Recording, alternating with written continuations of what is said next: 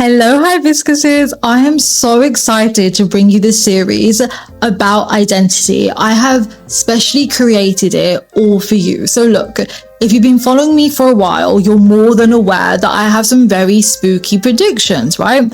I use colonizer-free astrology to warn people about the social injustices we are undeniably going to be seeing and living through. And what I've been trying to do is help you all feel more empowered on how to navigate it. So for instance, the top three would be, I told you about the return of fascism. I discussed at this time we would see a regression of a lot of human rights, everything from like child rights, women's rights, healthcare rights, and unfortunately we're seeing that play out wickedly. And then thirdly, the weaponization of technology in really spooky ways. And look where we are in August 2025. Now, as I was reflecting on the predictions I was putting out, I was like, we are undeniably living through so much manufactured chaos, craziness, and conflict. But then I always remind myself, what is the main prediction I have always been telling you? Astrologically, we are in the downfall of colonialism, right? That's why all these bullies, all these oppressors in the different flavors and costumes they come in are being extra spooky because it's their last grab of power. And I think when we look at different kinds of oppression, it ultimately is about a power structure. And this is what I realize. A power structure is only as effective as someone believes it to be. And the best way to help people overcome a power structure that is designed to destroy them or exploit them is to make them incredibly empowered in their identity, to know they are adequate, to know they are capable, to know they are perfectly fine to exist outside that system and structure that promises them false security. And then I was thinking about it a little deeper. Well, I was like, wow, damn, Ketu, the planet of liberation, psychological limitations, and most importantly, breaking through them, well, it's currently going through the 9 types of Leo, right? That's why you're seeing these leaders get so handsy about having their power, because they know they no longer really have the same platform and structure to hold on to it. Less people like them, less people are charmed by them. Look at the celebrities or public figures that you used to love, and now you're kind of, a little bit grossed out, side-eyeing them. It's not giving the appeal that it used to, right? But likewise, the same transit, whilst it shows you a downfall in all kind of hierarchies and leaders, it introduces the game changers, the ones who are not tokens, the ones who are very, very, very attached to doing right by their communities and causes and are not so easily corrupted. The ones who understand not about representation, but ownership, right?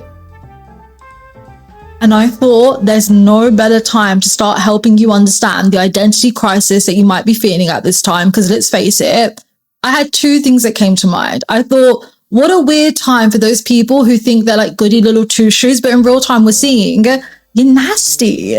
You couldn't boycott a disgusting swamp of a drink. You wanted to make excuses as to why it's better to vote for the lesser of 2 evils instead of opt out and put, people who really care about us in power. You're trying to find reasons and excuses why everything is happening and why you're not complicit. But in real time, you're being shown you're simply not the person that you were. And then the other part I thought about was there's loads of you who are going to become more and more restless in your identity. And this is the thing. I'm not trying to tell you to discover who you are. You already know who you are and what you're capable of. The trick here is, how do we get you confident and living a lifestyle and creating stuff that is a reflection of who you are? It's time to act on that. And that's exactly what this series is for. And I thought the best start would be to unpack how colonialism impacts you feeling a bit, we'll say, disheveled in your identity or hesitant about what you can create. And once we get over that hurdle, then we're going to have juicy conversations about what you're going to be up to in the next 2.5 years. So saying all that, Hibiscuses, you know the routine. Grab a cup of cha, get comfortable. Let's have a very motivational, cosmic, candid chit chat. Let's go.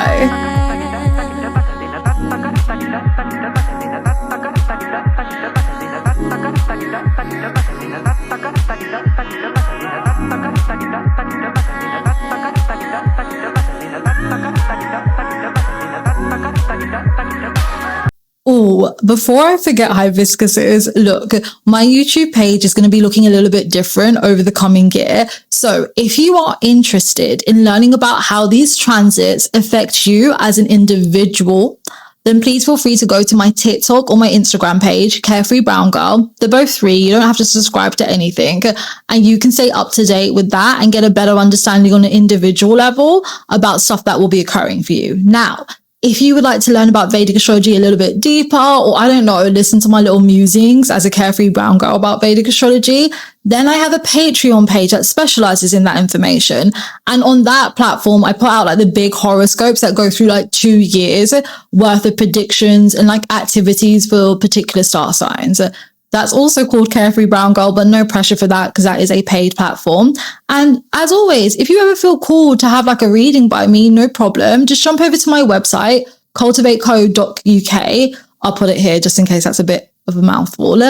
Essentially, whenever you would like to have a cosmic chit chat, whether it's you want to send in questions and just work out little odds and bods that are going to happen for you, or you want a more in-depth reading to understand like what life is going to bring and how to navigate that, personal readings page, whatever floats your boats, go to it, but no pressure, only if you feel called.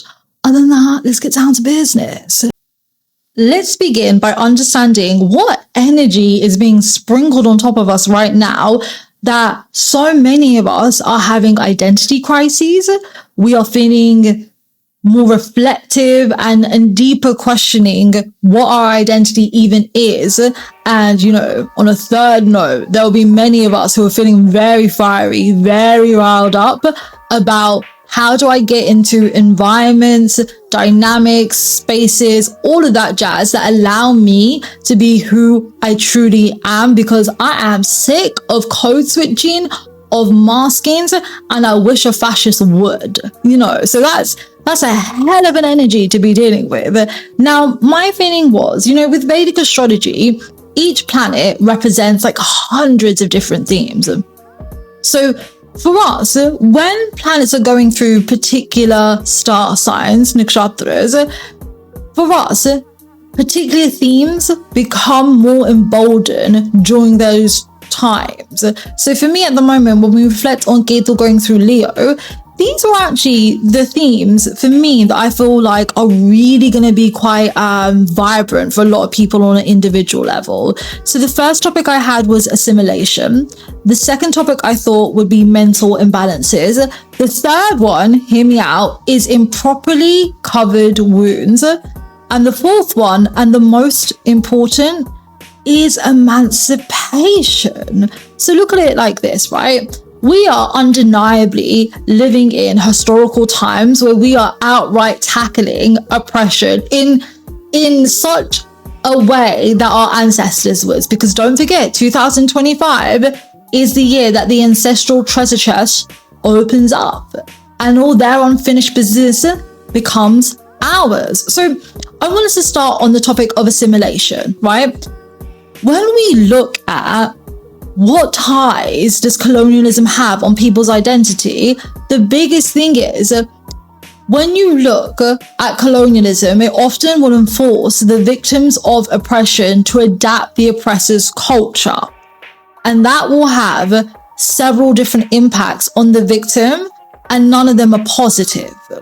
And again, I want you to think about the current circumstances that you find yourself in, whether it's relationships, your relationship with religion, your work, your health, all these different things, whether you know it or not, it's deeply impacted by colonialism, because even our cultures are the residual mess of post-colonialism. And this is the thing, even when I say post-colonialism, I don't think that's very fair, because I don't think colonialism is historic.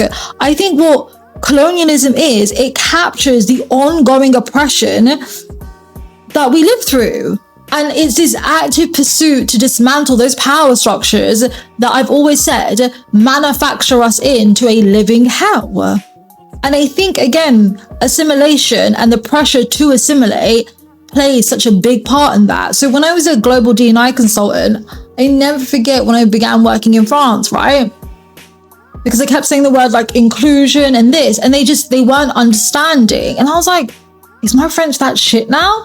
And then someone was like, well, what she means is integration. And I was like, no, I don't mean integration, because that's like assimilation. They were like, well, you know, if you are French, you become French, and then we are all French. And I was like, now this is what we're dealing with, right? So do you begin to understand how the pressure of assimilation will impact your identity, and how we've got to move you past that so you can start producing the wonderful work, living your life.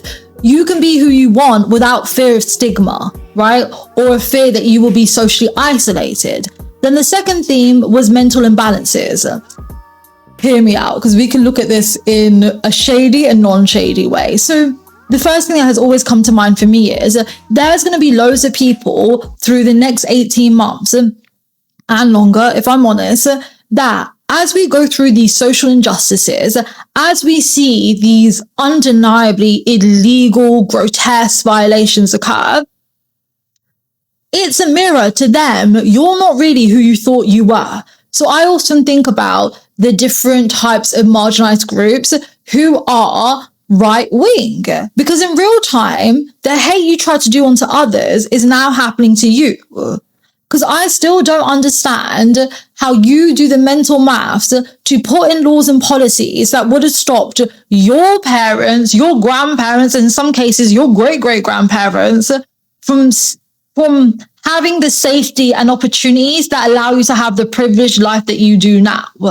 So what is it? You know? And I think, again, when they are coming to face with the reality of who they are and what they are allowing, and truly, I would say, like, the shade of their heart, like, I think you're going to see, I've said it many times, the lunatics are outside of the asylum, right? Now, if we do it in a non-shady way, away from the lunatics, for me, I think the growing frustration people have with their identities is linked to a mental imbalance, because what you will be doing in real time, I imagine, is trying to muster up the confidence, the faith, the validation, all within yourself to know you are capable of doing the things that you desire. And you are more than adequate to resist and overcome these different forms of oppression. And you're actually so powerful that they're changing laws to restrict your power. What did our ancestors go through? When you study colonialism, it's a shift in legislation that makes it normal for them to exploit the victims and put the victims into a fear-based kind of mentality so they can continue to be exploited. You and your ancestors are one of the same. Why do you think I keep telling to you guys now, you are the new ancestors? So what stories do you want to leave for your legacy, right? Because again, there's many people that when their descendants look back and like, so you're the motherfucker. Good luck. You know, and also I think as you kind of sober up to like how strong you are, how capable and adequate you are, that also I think is depressing in itself, because you become aware more so of how the culture around you, the people around you, all of those kind of dynamics were intentionally set up to make you feel less than. And then that takes time to recover from. But the most important thing is it's recoverable. And then the third thing I wanted to go through was the improperly covered wounds. So for me, Ketu's really interesting because essentially, quite literally showing you sometimes it's wounds that are really hard to kind of heal properly. So they can always kind of be open gaze scars. They might need a lot of medical attention. But when I was thinking about it symbolically, I was like, good God, this is definitely talking to the unfinished work of our ancestors. Because one thing I have so many questions about is, how do the oppressed become oppressors? Or did the colonizers, and they did, intentionally put people that they knew were aligned to their hates and beliefs and put them in power? So the people who would be the liberators, who would be the breaker of shackles, who would be the game changers and innovators and reclaim everything, would never be in a position of power or too much authority or too much influence to recollect. But that shit's changing. So when I think I talk about you guys' identity in this way, I think for everybody, we're all becoming aware how our identity has been wounded by our abusers and our oppressors. And now we're starting to learn, like, we haven't really healed. So where do we get the medicines from? What approach do we do to make sure these wounds properly recover? And I'm not talking just scab over and then randomly it can like be reopened. I'm talking like rehabilitated and functional again, to the point that at best there will be a very faint scar. And at the even better hope, it was never there. Your identity has a lot to do with that. So again, what I want you to think about when we talk about stuff like that, right? Think about how you're confident, but yet your wardrobe and your fashion choices will still be pandered so you're not too visible. Or you're visible in a way that makes the power structures and norm around us comfortable, right? So you're seen, but not too much that you're a threat, right? Think about your food choices in certain spaces. Think about who you consider that you should be friends with. All of that has some reflection of wounded behavior. And we all have that, hibiscuses, right? So for instance, I'll share a personal story with you. When I was younger and I was struggling with my identity, there was a phase where like I grew up really multicultural, but it was predominantly white when I was younger, right? So then when I got to university, I felt like I had to befriend all these other brown girls. And what my dumbass didn't think was just because, we are brown does not mean we are aligned in politics, in values. 2 seconds, I'm about to have a coughing fit. Oh my God, there is nothing that cardamom and saffron cannot fix, but where we hibiscuses. So yeah, there's a good year of my life, right, where I'm hanging out with these girly pops. And then all the time, it was just abysmal. I was so bored. I felt so disconnected from my values, my passions, my desires. And I think ultimately myself, that whole year just felt really numb whenever I look back. Because the whole thing was, in hindsight, the way they navigated life is all the shit that I preach against in my adult life, which was, as a cultural community, we need to stop behaving like this because this isn't really who we are. This is the residue and the ongoing poisons of colonialism, which we have not successfully learned how to remedy and heal and continue to hold us back. And I couldn't explain to you why I felt I had to hang out with those people, because it was only based on like color and culture, nothing deeper.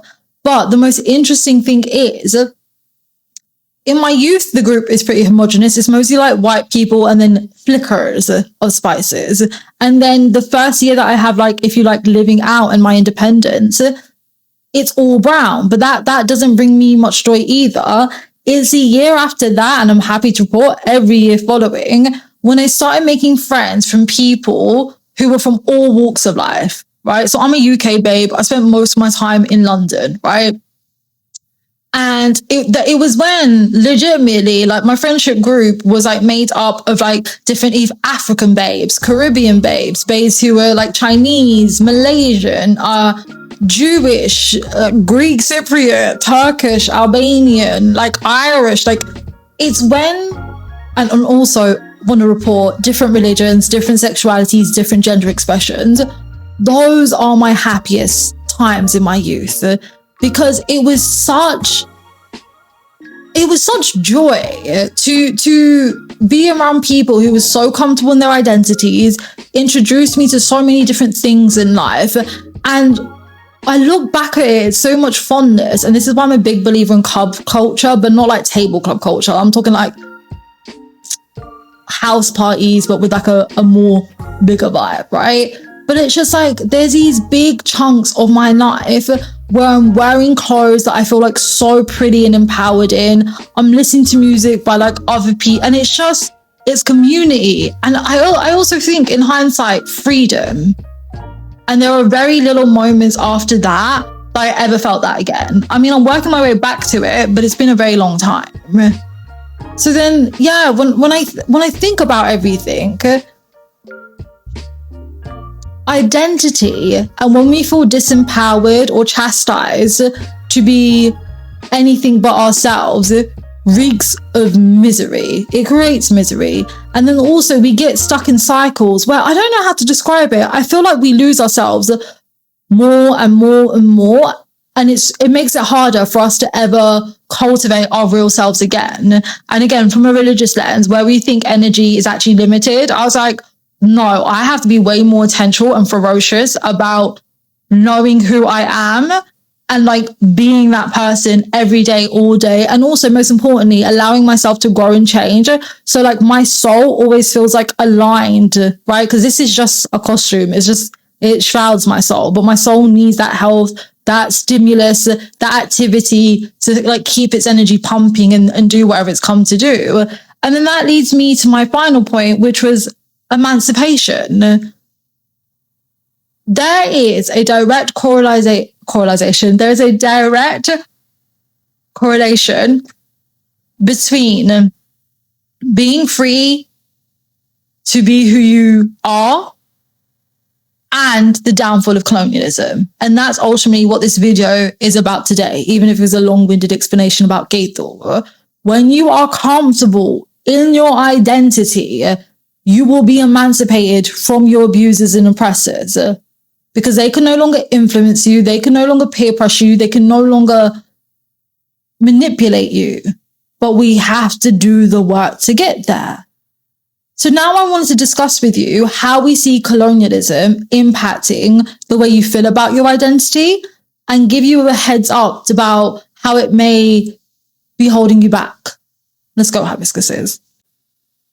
So, Hibiscuses, I want you to start thinking about that line I shared with you earlier in the video where I said, under the guise of colonialism, assimilation is us taking on the oppressor's culture. Now, what that doesn't look like is, for instance, this might seem superficial, but it's relevant. I'm a UK babe. UK people love baked beans. A Punjabi twist on baked beans is tadka beans, where we add Punjabi spices and make them 10-10. Highly would recommend, right? That is not assimilation. That is still like an expression of identity. And I think for people who are in the diasporas like myself, the thing about colonialism and identity, it makes you feel like you got to pick a side or present in a certain way. That's not it. Shakti, the mother goddess, is all presenting in many different forms. So are you. What I'm talking about is, it's more about, and again, this is a horrible stereotype, but it's when you see a marginalized person all of a sudden become like extreme right wing and they're like anti-immigration and like they're extremely Islamophobic and all this stuff. And it's like, I don't know if you've ever had the pleasure of watching Dave Chappelle's earlier comedy sketches. There's one where he plays a blind black man who thinks he's a Klansman. It's very much that. And I also think it's a loss of identity, right? And saying all that, I want to talk about when you take on the oppressor's culture in all its different flavors and all its murky influences, this is how it harms your identity. So my first critique was, it creates internal conflict and fragmentation of the person's identity, right? So when we talk about internal conflict, look at it like this. This is when you get sociologists and activists and saying you can be black, but not too black, right? You can be Indian, but not too Indian. You can be Muslim, but acceptable with a headscarf, but nothing too radical, or we don't understand. Does that make sense? All of a sudden, you are being told you are accepted and welcomed, and you're not. You're only accepted and welcomed as much as they can exploit you for labor. Never forget that. Or their own like nasty initiatives. But you already are creating an internal pressure that is, I would say, quite unique to marginalized people, that you can exist in the society, but only if you come in a form that is palatable to us. So let's do some back thinking in terms of history. So I recently started learning about French colonialism, and if I thought the British were horrific, my fucking God. But one thing you see is really common with a lot of like European colonizers is the fetishization of their victims. So this is like one of my biggest modern day critiques. So if you follow me on TikTok, you'll have the pleasure of listening to these rants. But like recently, I've been like, I don't give a fuck for these brown girls prancing around in saris or doing activism around like, what are they calling it? Like Dutch saris or whatever. So they're basically saying how like European fashion houses are culture appropriating Desi, Indian, South Asian wear, but not giving it the names of blah, blah, blah, right? That is an important conversation, but respectfully, suck your mother's floppy, crossy labias, because it's interesting. You can speak about that but you couldn't speak about genocides. You can't speak about the anti-blackness, the Islamophobia, the homophobia, the transphobia. Like, you're never really going to talk about the stuff that matters the most. So what that means is you want to show to the community you're desi, right? Like, I'm with my people, like, I'm proud to be brown, but you don't want to be too brown to the point that you would fuck off the oppressor, who ironically is doing the cultural appropriation. It's stuff like that, right? And then also, I think it also looks like people feeling like they have to prove their blackness and brownness, which in many ways is a reverse of don't be too much of it, right? Because the thing is, Hibiscus, is your identity is yours alone and everyone's identity is unique. So again, me as a Punjabi UK babe probably has a different feel of my identity compared to even a Punjabi babe from Canada. Or if there's more interesting circumstances, a Punjabi babe from Malaysia, a South Africa, you know. Together, we are all Punjabi. But also, retrospectively, I am British, they are South African, there is a Canadian, you know, there are other flavors of that Punjabi. And you don't have to all of a sudden be doing like you don't have to be doing the most to prove your Punjabiness, because that's also one of the ramifications of colonialism and trying to entrap you. So that's what I mean. When you look at the murky impacts of colonialism and what it has on people's identity, it's like it's manufactured to make you feel unsure, weak, scared, insecure in yourself. So you are more probable to go towards whatever like stereotypes or prototypes the colonizers have created for you, so you function in their societies in a way that works for them. Which leads me to the other point, fragmentation. Babies, you are not more or less of anything. That's like, you are, for all intensive religious purposes, a soul that has many different flavors, it has many different lifetimes, many different skills, experiences, and knowledges, right? But you are not one of those things in particular. You are all of them. So look at it this way, right? So I dress like pretty differently. There's some days where I think like I am more quote unquote probably dressing like a man, or like I play around, like I love wearing suits, I love men's clothes, whatever, right? And then there's other days where I'll be very femme. I don't ever feel the need to call myself a tomboy. Have called myself a baddie several times, but like being that is not the only thing, right? For me, it's just, this is an expression of who I am today, and all sides of me are valid. The same way, very much love Vedic astrology, but I'm not just a Vedic astrologer, right? I am a tech founder. I am in some ways a crappy professor, right? But I am not made up of one thing. I'm several different things. And it's the coming together of these different things that build my identity, you know? This leads to my second point. You know, when you deal with the impacts of colonialism and someone trying to create an identity that feels safe, empowering, and right for them, true to them, it has a huge issue on self-esteem, right? So think of it this way. All of us, in our own ways, always feel inadequate. You see it a lot in spirituality, right? Hence, I came up with Starbucks spirituality. It's this idea of you can get a quick fix. A lot of those people, when they go to different types of readers from cultures, I've seen it so many times, they want someone to explain who they are. And I've always found that a little bit difficult, because for me, and again, it might be a thing of like culture norms, when I have gone to Vedic astrologers, right, and like I have my astrologer, when I speak to her, I'm never coming to her like, tell me who I am. It's always like, this is who I am. This is what I want to do. What's the best path so I can be more of who I am, or do what I know I've come to do? Does that make sense? So then over time, I think as I've studied colonialism and as I've got more comfortable with my identity, I think in the day-to-day, even how I speak about myself and the way I seek to understand myself, you can see the self-esteem build or become like a little bit more like, you know. The other thing is, when we adapt the oppressor's culture, and that happens in many different forms, we internalize our oppression, right? So for instance, a really common thing would be colorism. it's not normal that we aspire to be pale when we literally look ill. I think about it all the time, right? So like I basically look fair skinned, but respectfully, I grew up in the UK where there's no sun. So I'm not really fair skinned. I just have a lack of sun.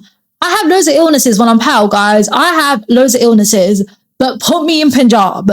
Put me in Punjab for about 1 week. Allow me to get that like masala sun. Oh, I have the most energy. I am glistening. I look euphoric. I don't need loads of fucking makeup because naturally I have all these like wonderful colors coming out my skin like I'm a water painting. And I think, but isn't it wild? Like growing up, I'd be told like, get out of the sun, don't play sports. I'm very much like bended like that. Another law unlocked about me when I was younger, I used to play sports law. I've even done, like, I don't look it now, but like, I love sports. But even then, they would like, get out of the sun, you'll ruin your beauty, don't play. And I'm like, I look back now, I'm like, that's so fucked. You should have continued to allow me to play sports and like, what does it make a difference if I was richer in tone or not? I'm still a baby, right? It's loads of stuff like that. Or even, this is very specific, right? But I have personal beef with South Asian people that sell and seduce people into being like a stay-at-home partner. Fuck you horrendous skags. Because in real time, you know the difficulties, the horrors, and again, like you sever the person from their identity. It doesn't mean you have to work full time. Everyone has different arrangements, and also capitalism is horrific, right? So it's even weird that we're in a position where you have to pick between things, and if you're not working, you can't survive. That's a different conversation, right? But it's like, you know, in real time what our mothers, our grandmothers have gone through. So to seduce people into the very same circumstances that we are trying to free them of and rebuild them from, what the fuck? But all that's internalized oppression because it would have come from the colonized. One of the greatest fucking tragedies is a lot of like mainstream history when it teaches you about places like South Asia and Africa, or like even the Middle East, makes you feel like the women were held hostage. This is completely incorrect. Women were working, women had power over authorities, women were religious leaders. It's as colonialism in its different flavors comes more dominant, has more power, we see a loss, unsurprisingly, of women standing, of people who are transgender standing. It's not natural. Societies have actually been radically inclusive and cool. It's only when we had colonizers pop up in their different flavors that things changed. Before then, human nature was actually like very fine, like no qualms. And also people had the capacity to digest that people could be different from them and it wasn't a threat. How fucking interesting, right? But again, I think the point I'm trying to make there is even when we look at the desires and things we're pursuing, I don't think we are conscious enough of how our identity is so impacted by that oppression and the grip and the influence it has over us that we can't even decipher the lives we're trying to build are still subconsciously to make it easy for them to exploit us. Ta-da, you know? Yeah, and I just think it creates a lot of negative beliefs. So when you're talking about someone's identity and building an identity that's empowering, there's naturally a fear factor behind it. And do you know, sometimes and most times what it really does look like is people don't think for whatever reason they are beautiful, smart, capable enough to be who they want to be. Like they get told it's like, they basically somehow, some way, they get told that these are rubbish ideas, these are fantasies, these are dreams, like deal with reality. Well, your reality is someone is trying to stop you being who you are for exploitative reasons. So now it is in your reality to basically counteract that and quiet their voices, and at some point learn how to silence and mute them and unplug them altogether, right? But baby steps. And with that, my third thing is there's a loss of authority. When we talk about adapting the oppressor's culture, directly, one of the impacts is you stop thinking, feeling, learning, and healing for yourself. You give it to them, right? So in real time, we've seen it many times. It's like when you see different marginalized babes think they have to adapt their colonizer's beauty to be attractive. Even now, this is like something I see all the time. There are so many things now that class is like innovation and like, oh my God. But I'm like, a martial arts person created that knowledge, outlined that knowledge, and has been working on those things for decades, millenniums before you. But sometimes we forget who we are and what we've created.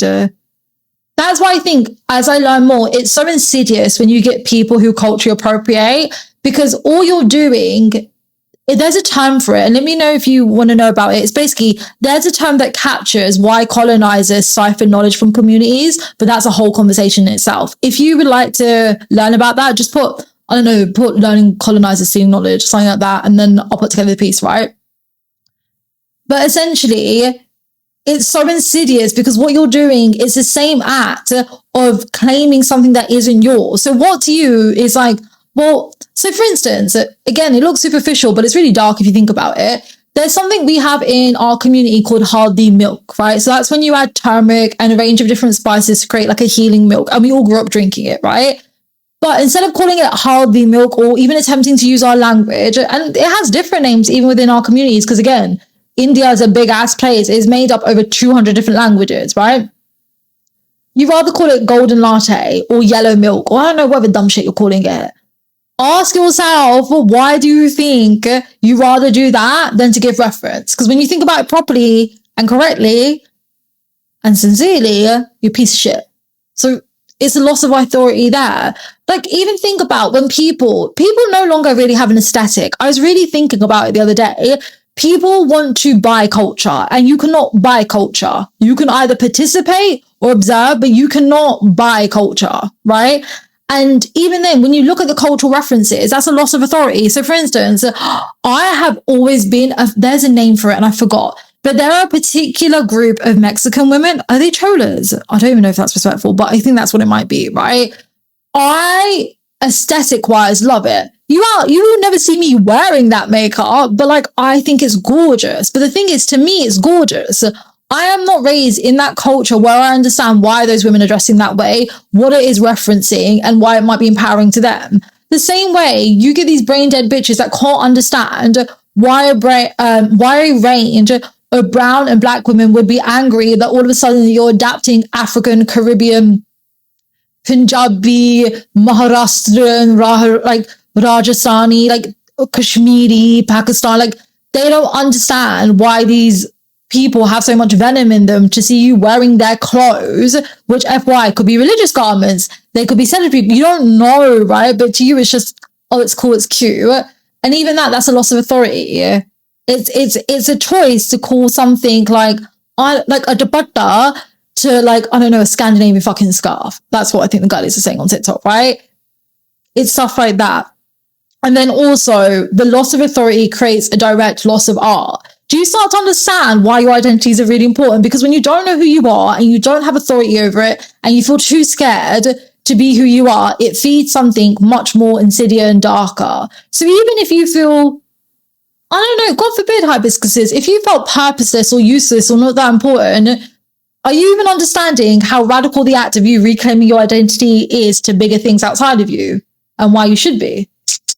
And the last thing that summarizes it is cultural amnesia, right? When we talk about adapting the oppressor's culture, it creates cultural amnesia, right? You forget who you come from. You have such a loss that when you're looking at your identity, it becomes so hollow, and you are not hollow, hibiscuses, right? And with that, take a sip of jar, and I want to talk you through the last 3 points of how colonialism impacts your identity. And I want you to start thinking, as I go through these 3 points, what you could do to cultivate a sense of protection, engagement, and restoration around these 3 things.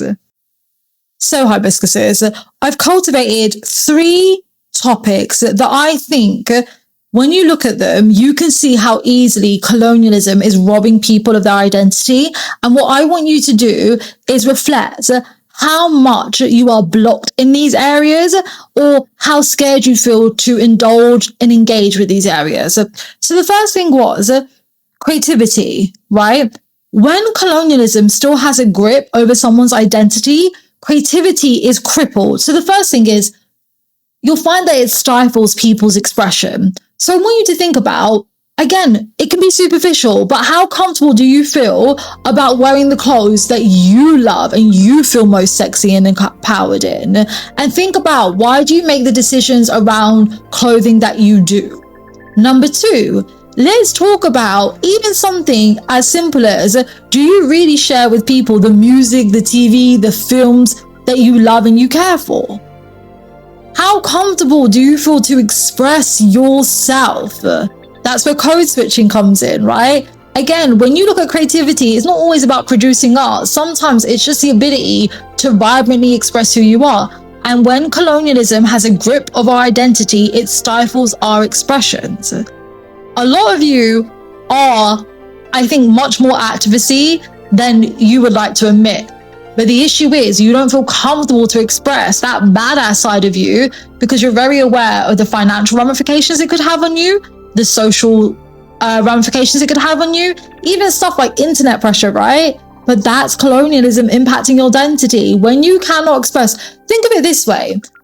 Why is it that marginalized people are always so fucking petrified to really express themselves in their true deliciousness, but meanwhile, a fascist or a confused token is the loudest bitch in the room?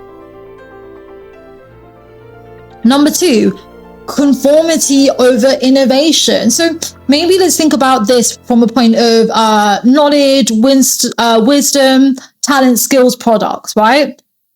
The thing is, and I think about this a lot more now, is we rather get the validation or acceptance and praise from our oppressors than to really flex our muscles. I can't tell you how shit I find AI. Like, as a girlie who used to work in tech, guys, AI is so overhyped, it's not effective, it's not smart, it's really shit, unimpressive technology. And all the shit they're rolling out to you now, I promise you, there are brown, black, Middle Eastern, Chinese, there are a bunch of other babes that had much more impressive AI back in the fucking 90s than you're currently using. It's just stuff like that, right? And I also think, even if we do a chit chat around, so I'm really disgusted when people complain but they don't come up with solutions. And like, for me, it's abysmal that so many people are like, this is just social media, like this is all we can use, we're fucked. There are so many talented engineers, product managers. Why are you not creating the platforms and the products you know we want to use and feel good about? Because you're scared of retaliation. When the oppressor still impacts your personality, even if you don't mean to, you rather conform than innovate and flex your muscles. This applies to so many different industries and sectors. The next one I had was just a loss of cultural knowledge, right? Again, I think about, this might manifest in the fact that like there's a lot of, you know, diaspora babies that can't speak quote unquote their mother tongue, right? Or they feel guilty about speaking it in public. They feel, for some reason, they feel like they're making other people uncomfortable, which is wild, because was there not a time that your parents and grandparents came and everyone was speaking English and they didn't understand? Were they not uncomfortable? Or if you want to be really deep, was there not a time that fucking abusers violated boundaries, came in, and instead of learning the mother tongue, made everyone else learn English? Like, you don't find it weird that the biggest colonizers in history are also the top 3 most spoken languages in the world? Like, it's not normal everyone speaks Spanish. It's not normal that everyone speaks English. Like, people forget, like, the South Americans had their own indigenous languages. That's why, like, you'll find often, like, when you get people who are Mexican, the way they speak Spanish is different from, like, a Colombian or someone from Peru or someone from, like, European Spain. Even in Brazil, don't you think it's wild that they speak Portuguese? Also, even stuff around like beauty, healthcare, dental care, dietary, nutrition, all of that, you're like, it's really insidious that we still follow advice from nutritionists who are not granted knowledge about how to actually look and heal marginalized bodies. But yet we come from cultures that have that knowledge, but we're either disconnected or we even look down on it, which is wild, right? Obviously, like, I believe in medicines and sciences. It's not one of those ones where you just fuck off everything. But I don't think the denial or the the lack of belief in it is particularly helpful. So for instance, pay attention to if you were ever going to a nutritionist, right? What's your preference? Would you rather be remedied by someone who looks a particular way that maybe is not the same as you and they come with all this other knowledge? Or what happens if they looked kind of like you, or maybe, you know, they come in a form that you wouldn't suspect to be, even then, why don't you suspect them to be like a vessel of knowledge? And they all of a sudden start telling you about your own ethnic foods or ethnic foods in general. Well, then hibiscuses, who do you trust more? Why do you trust them more? Now, unsurprisingly, the second factor that lets us know how deeply colonialism is impacting your identity is your mental health hibiscuses. So listen here, right? If you find that you are constantly suffering from chronic stress or depression, yeah, believe it or not, colonialism might have something, most likely everything to do with it, right? Pay attention to how many marginalized people are more likely to suffer with like schizophrenia, bipolar, all that kind of stuff. Don't make them feel like you are responsible for your pain, because you're not, hibiscuses, right? There's so much when I look at it that I'm like, it's insane to me that marginalized people are manufactured into illness. And yet we are the least studied, the least understood. And there's got to be something that we all have in common, that our communities are getting sicker and sicker. And we're also losing more of our self-expression, more access to resources and our identities. Like, I think there's a big connect there personally, right? The other thing is intergenerational trauma. You know, as like, so again, with Vedic astrology, when I read the charts, right, I can see so much ancestral karma. I can see specifically the karma you get from your mom, your dad, like your siblings. We can see all of it very detailed. The thing is, so pay attention to how many of us grew up with this rhetoric, don't do that in front of white people, or like, don't act like that in front of those people, you'll embarrass us, right? That impacts your identity. Think about how many of us most likely come from people that still have their own identity issues. And because they haven't resolved it, we inherit it in a different kind of way. And then we don't resolve it, so we pass it on. So when you look at the guise of like the impact colonialism has on someone's mental health, and then how that impacts how they understand their identity, it's so hard to deny the connections, right? And I also think there's something really insidious, even as I talk to you, to know someone's identity is weaponized against them in such a way that it could make them mentally ill. Like, it makes you feel like you're going crazy. Think about the fucking horrible trope of an angry black woman. Is she angry, or is she trying to survive? And is she not justified in her anger? Right? And also, isn't it funny when and what you deem angry? The same. And then lastly, I feel like it's alienation, right? So many people who are not comfortable in their identity is two things. It's either they feel like if they were really themselves, it would lead to alienation. So then it forces them to keep cosplaying, code switching and masking along, which is, oh my God, that's fucking insanely cruel. Or is this whole thing of like, even if they play along, you'll never really accept it. This is why I have a lot of beef with like South Asian and different flavors of brown people, when they will alienate themselves from their own communities to appease the oppressor, and they don't understand how it's crippling them. Or like even how that's a divisive tactic the colonizer would use, because colonization thrives on division. So the more they can get you fighting amongst your own people, looking at them weirdly, or all of a sudden trying to say our culture is only good for the things that the oppressor recognizes as like nice, fetishizes it over, that like, oh my God, it's feeding the same fucking beast and demon. So again, I want you to think about your own mental health standing, how that impacts if you feel comfortable to be who you want, if you feel like you would be alienated, like measure this all out, because it's all linked to colonialism, and it allows you to know where you're at in terms of your own development. And also it gives you a clear map of what you need to start doing to feel like you can express yourself, to feel mentally like strong and empowered in your body. Because the more you feel grounded and empowered in that, it just has ripple effects of like their exploitation can't function as well, you know? And then finally, prosperity. And I think this is like the double binding of it all, right? So look at it like this. When you feel a certain kind of pressure to perform your identity in such a way, you have also associated it to some kind of reward. Have you not, Hibiscuses? So I was thinking of it like this.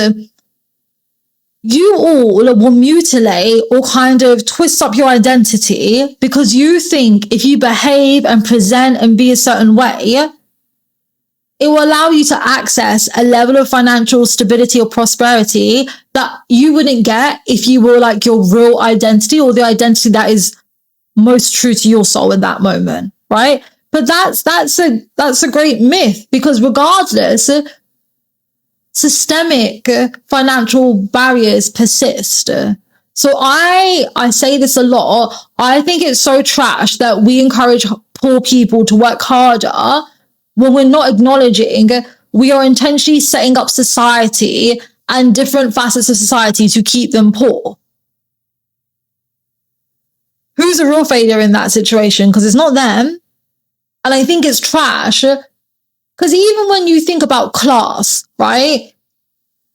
And it's so mind-numbing how class prevails through it all. You will never be them. Even if you have money, you're new money. Even a few generations in, they know where you come from. Even now, like, again, I have lived many lives. I'm talking about this life, not even previous ones. I have been in many a room with the ultra elites, right? I've been code switching. All of a sudden, my voice goes to this. It's more seductive. It's lovely, comfortable, you know? You will never blend in. Doesn't matter how you do your hair. Doesn't matter your accent. Doesn't matter if your money goes long. They pride themselves in not being you. And it's always really been insidious. This might be more of like a European thing, but like, I can't tell you the amount of times I've been in spaces where people have been like, and this comes from my great uncle who was touring India in the 1800s. What are you doing there, friend? You know, or like, here's a souvenir or trophy from A, B, and C. It's like, again, why were you there? What were you doing? Or we've always had family homes in the Caribbean. We've always loved going to those places. Why were you going there? What were you doing there? What money was to be made there for you? Think about how Hibiscus is. The other thing is limited economic networks, right? So again, there's this great myth that our identity shows our prosperity. No, it fucking doesn't, because you have to really acknowledge how insidious the fucking beast of colonialism is to understand how deep it runs. So, for instance, if you choose to be your real identity, then you are economically shut off, are you not? So therefore, you're made to manufacture. The thing is, I think a lot about this when we talk about like wealth created in different communities. So for me, it's always been fascinating that the people who become ultra wealthy in marginalized communities always have affiliations to the oppressors, always. It's never free of it, or very rarely is free of it. And then somehow we're made to look down on the people in our community who, have the mom and pop shop, run like the convenience store, maybe owns a car wash, like all of that. For some reason, their wealth is not as respectable or to be admired or continued the same way the fucking blood money of these capitalists are. There's just something in it. Like, even the framing of it makes me uncomfortable. The next thing I had was it impacts performance. If you are always wondering and worrying over, do they like my identity? I hope they don't think I'm too much of this or not enough of that. Do you think you're able to be in the right mindset to build a level of financial stability and safety for yourself? No. And that's something the oppressors are never. The thing is, there used to be a time where the rich feared the poor, and honestly, bring back that energy. Bring it back. You should be building schools for the poor that are accessible. You should be so scared of hoarding wealth that you're actively trying to tell me you're sorry for my circumstances and you plan to give me every resource. The bare minimum, we should have that, right? But in real time, we don't. And again, like, I can't tell you how nasty, how repulsive I find it that you have people who frame themselves as like spiritual guides, or like they weaponize spirituality and religion, but then they'll have on these business executive and figureheads and be telling people inadvertently how you can be a better employee. I don't believe in heaven and hell, but I really hope God condemns you to several reincarnations where you never receive no empathy, no handouts, and the way you make these people look, I hope you're seen as, right? I really, really hope you're seen as, because that's the whole thing. Like, again, it goes to my point that when you don't feel safe in your identity, you're set up for failure. And the fact that your identity is used as a weapon, as a pawn in its nature is abhorrent. And it's not your fault. And all you have to do is figure out what your identity is and reclaim it, and then be so fucking unapologetic. And the thing is, I promise you, you being yourself will lead to prosperity, will lead to you being really creative and more engaged in learning. But when you don't know who you are, and you are using the colonizer to understand who you are, hibiscuses, I'm very sorry to say, you can only expect spooky and unstable results. That's the nature of the beast. You cannot expect the beast who makes money from your sickness, from your weakness, to want to make you strong. It's not how these things work. They have never worked like that. They never will. And then, yeah, I think the last two things is, I think it creates this tokenism trap. And yeah, it's just a wealth extraction tool to keep you insecure in your identity. Everything we've discussed, when you really deep it, is binding you, right? So if no weapon against you shall prosper, if taking God's name should protect you from evil eye, if you never walk any path alone, at what point did you stop having belief in you and God and allow these demons to become your gods, to be your saviors? I know how they did it. I'm just wondering at what point that you switch back on. So when you think of your identity, I don't want you just to think about your star signs, your personalities. I want you to think deeper. If you look at it through the lens of a Vedic astrologer, when I look at your star signs, for me, they're results of your karmas. I see your brilliance before you see your brilliance. I see the paths that lead you to your brilliance, but I also see your fears and insecurities, so I know what stops that brilliance. And the one commonality, regardless of the person and their fate, there's always the identity factor.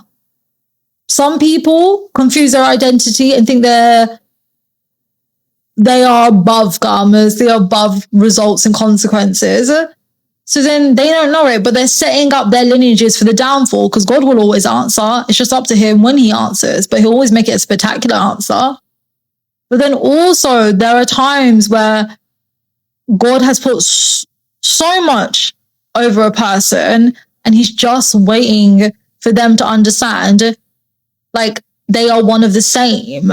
So who can be against you if I am behind you? And I need you. The way God has faith in us, he needs you to have faith in him. And then it just works, hibiscus is.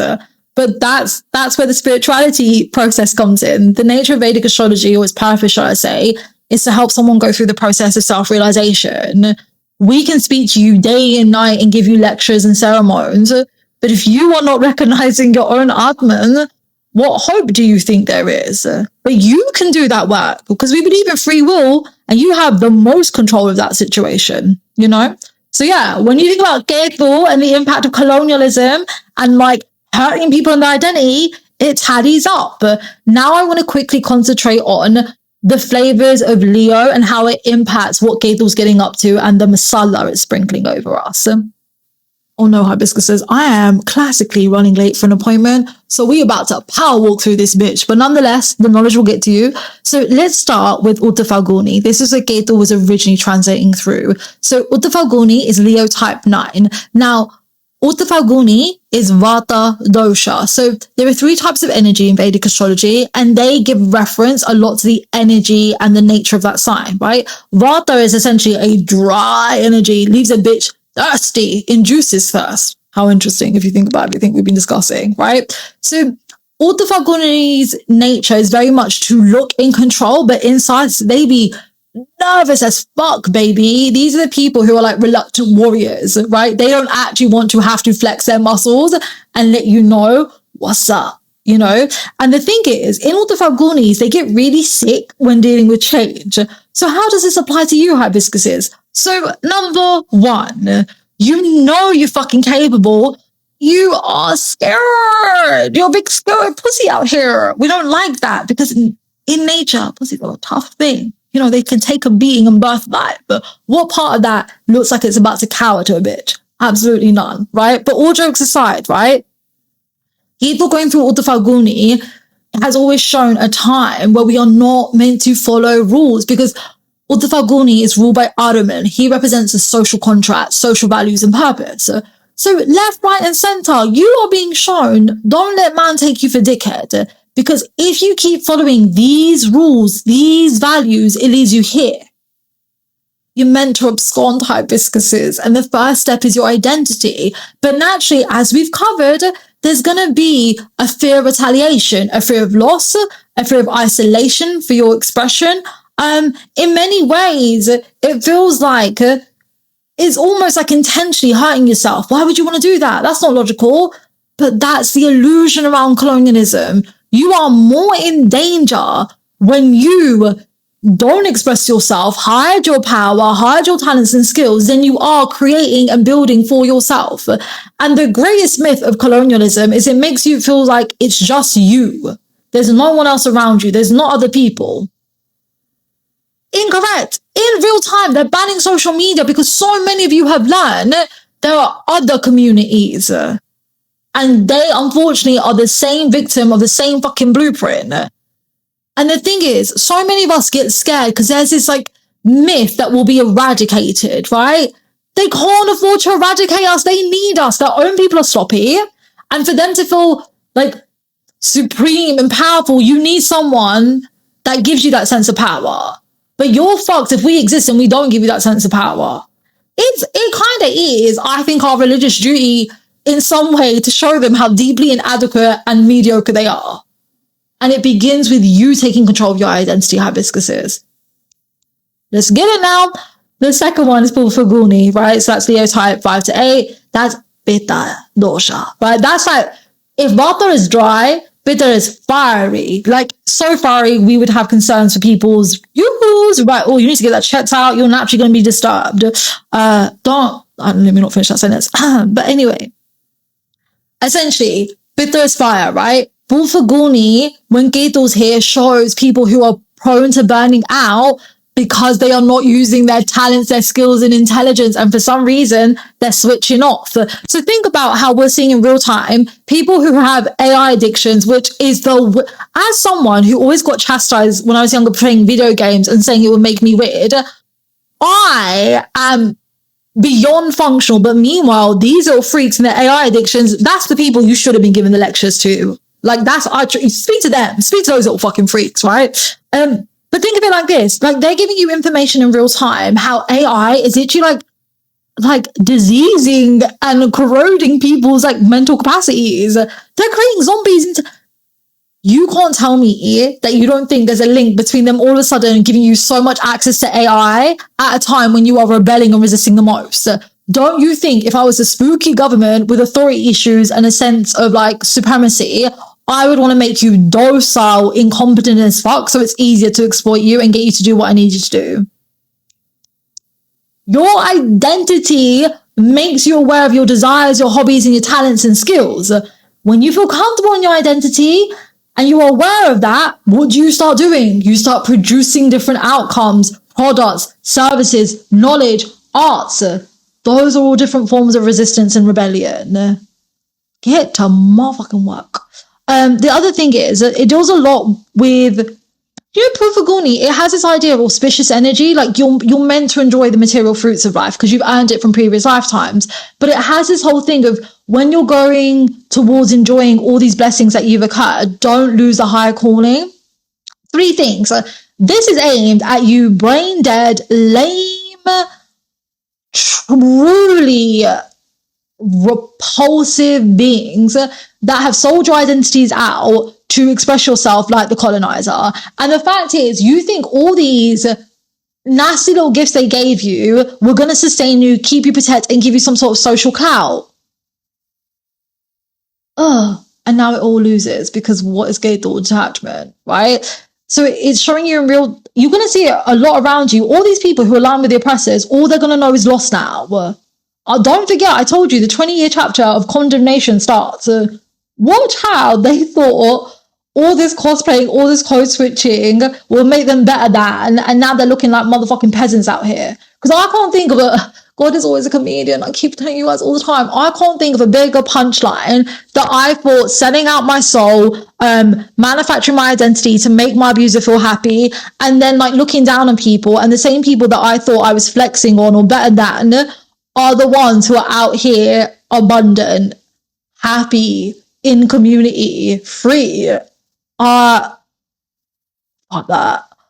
Like, that's a biblical loss. That's a biblical L that you're taking. That's God's work, 100%, you know, but that's what you get for doing deals with the abusers. Number 2, right? And this is a little bit of a warning and hopefully motivation for you, Hibiscuses. You are predestined to step into your power during these years, yeah? This is the instigator. Rahu and Ketu are the instigators and the fruit bearers, right? Sounds like you're doing that work. As you reclaim, restore, rebalance, like all of that, don't become them. Don't forget why you did it. Don't forget the end goal, and don't turn on people. Because the thing is, God always gives people tasters, and it's like God knows our nature as an A, B, and C, but He gives us. This is why one thing I notice is people before they become like highly successful or like whatever that impact or meaning is in their lives, and they go to God will always show them people around them going through downfall, and like in real time, God is reminding them that look, all your blessings are me. That's it, you know. It's like when you read the Mahabharata, Krishna even goes to Arjuna that all this war and chaos around you is an illusion. I have written it. I am on your chariot because I will lead you to victory. So do not get caught up in all this. I am here. You will win. You execute what is in my will. So it's just that thing, like never forget your blessings are at the hands of Him. So do right by them. Because likewise, He'll take them in a pinch. Or sometimes He'll take them in a really embarrassing way. So He reminds you like, what's up? You know? And then I think thirdly, yeah, do you know what it is? Because I often think about recently the people who don't have that sense of self or like that higher calling and purpose. Because I'm like, there's probably more than there is than I sometimes think. If you for whatever reason don't think you are purposeful, if you don't think you bring much to this life, it's that thing of like there are things bigger than you. Your participation means everything. And whilst you may not know your purpose now, perhaps participating and resisting and doing differently, you will discover yourself. But I need you to put one foot in front of the other. Because whilst I can manufacture and move things around, it is not complete until you take the action. That's why I gave you free will. Because you will always have the choice to find me, or if you need to rest or abscond, that's up to you. But no, like, I am waiting for you. I need you to go down the path. It's stuff like that, Hibiscus is. And then essentially, yeah, the last thing I would say is master the desires and don't become a slave to them. So Ketu going through Vaguni is going to show you how people who have lost themselves and essentially allow their desires to run amok on them, especially in terms of identity and like consumption. Baby, you are, that's not freedom. You don't have financial freedom in capitalism. It doesn't exist. It's catfishing you, you know. All this shit, you've entrapped yourself. Saturn's going through Pisces. That's That is a karmic prison in the most intense way, you know? So it's just like, pay attention. And likewise, to you, Hibiscuses, not a slave to your desires, but like, don't let these people make you feel like you can't take the shackles off. Everything happening right now is to give you the keys to take the shackles off. You don't let them scare you, seduce you into thinking that that this is all that there is and there is no other way. You're not capable. You're more than capable. That's why they have to create all these weird propaganda, all these weird structures. Or that's why you have systemic racism, like all of it. Like, because they have to constantly keep you in a state of illusions. Because if the illusion ever like glitches or malfunctions, even to give you a minute of clarity is too powerful. So step up, Hibiscuses. And then finally, we have Marga. Do you know what? I'm getting to a point because I know Trump uses Vedic Astrology. I'm getting to a point where I have a natural disdain, but I digress, because you got to have faith in people too, right? So Marga is Leo type 1 to 4. It's dosha Scarpa. Now, Garfa is like a heavy, muddy energy, right? So the thing is, when you look at Marga, it deals a lot with people acting way calmer than they actually are. When you look at these fucking oppressors and abusers, I'm not being funny, what message are you receiving? They're doing a madness because obviously they're not calm. Because if you were reassured, like, I got power, I'm good, I'm not making too many movements because I know by the end of the day I'm winning, I'm chill. You can't disrupt my plans. But if I was making the most adjustments and I was the most quick to talk in A, B, and C, do you think there's something shaky going on? And also flip that for yourselves. They are intentionally trying to distress you and make you feel weird and anxious. So you place your faith in them. And again, you're disconnected to your identity. You're not seeing clearly who you are and what you're capable of. And it keeps them in power. All connected. You just sometimes see someone to lay it out and you see all the connections. And the thing I would say is, on a final note, right?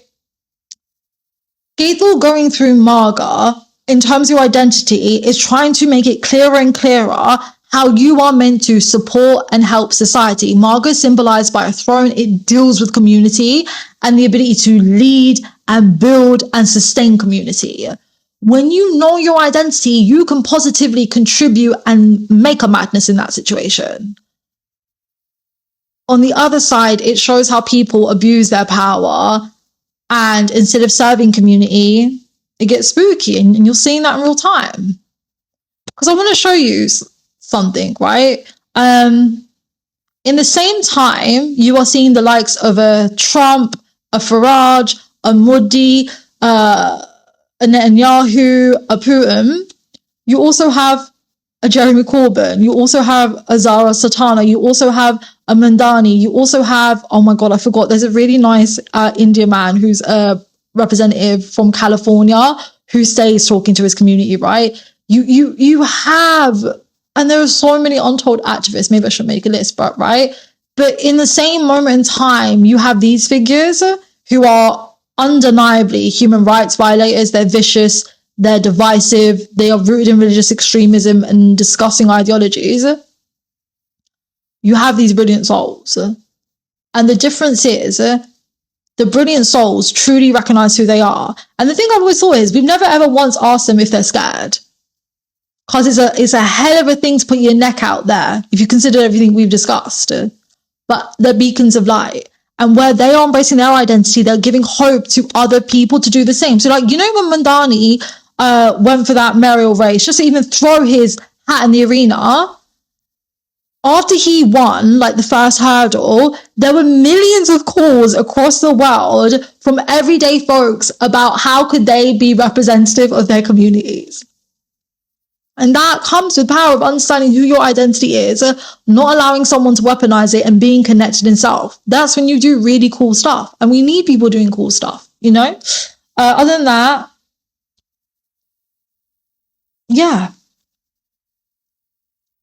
Just look at it like this, right? As I've gone through this video, one thing I was thinking is those people don't know their identity, right? And often what they do is they conflate consumerism with their identity. Because think it like this, they are intentionally keeping you poor. They are intentionally making it seem like the more you consume, the more you buy, the more you participate in capitalism, that somehow builds your identity. Because isn't it wild when I ask you who you are, you have nothing deep to say. You can't tell me about your hobbies. You can't tell me about your passions. You can't tell me about you. You can't tell me about your community. I bought this. I like this. I consume this. Nothing deeper. Think about how people couldn't fucking boycott or walk away from simple stuff. That tells you everything. They intentionally ruin your identities because then not only is it easier to exploit you, you are the thing that pays them to carry on with their exploitation and their extraction.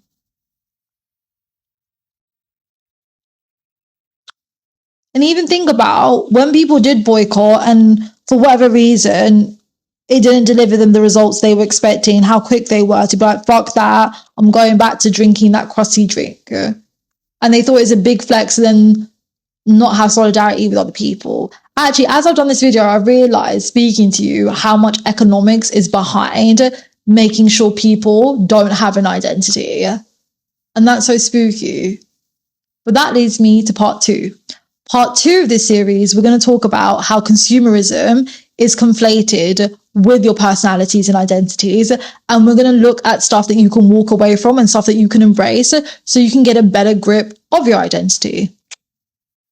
So, Hibiscuses, I'm pretty sure I have overloaded you with information and you probably need a few days to digest everything. But I hope that was helpful. And it helps you understand, when you're having these identity crises or you're deeper questioning your identity, it's not just you being inadequate or there's something wrong with you. It's manufactured. And when you can understand why it's manufactured, it allows us to start deconstructing the habits, the ideologies, all that jazz that we do day to day that keeps us in that state. And then we will get onto the good stuff, right? So let me know your thoughts and feelings below. And as always, if there's certain topics you would love me to cover, put them in the comment section. But other than that, Hibiscuses, I'm going to love and leave you and rush off to my appointment that I'm very to. But eventually this 12th house stellium and ADHD girly will have great time management skills. We're just not there yet. And that's okay. But we will be, just the way we will be at the end of colonialism. Bye.